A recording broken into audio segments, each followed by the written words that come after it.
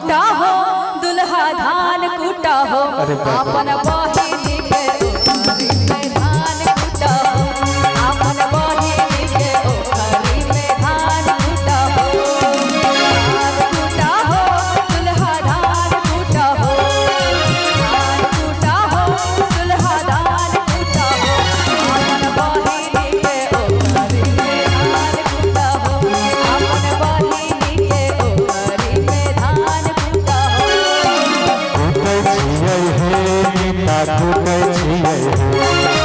कूटे छियै हे नीता कूटे छियै भाई ई हमरा बहिनी के कहै छथिन। अब सुनो आ कि कूटे छियै हे नीता कूटे छियै हे कूटे छियै हे नीता कूटे छियै तोहर बहिनी के उखरी में कूटे छियै तोहर बहिनी के उखरी में कूटे छियै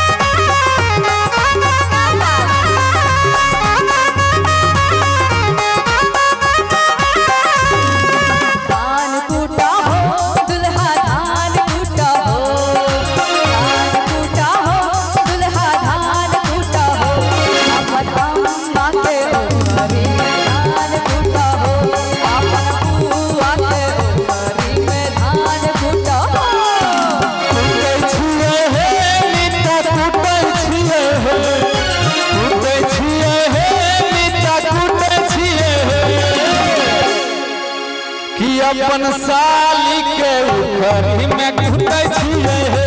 अपन साली के उखरी में कूटे छियै अपन अम्मा के उखरी में धान कूटा हो अपन चाची के उखरी में धान कूटा हो हमका छौरी सब के उखरी में कूटे छियै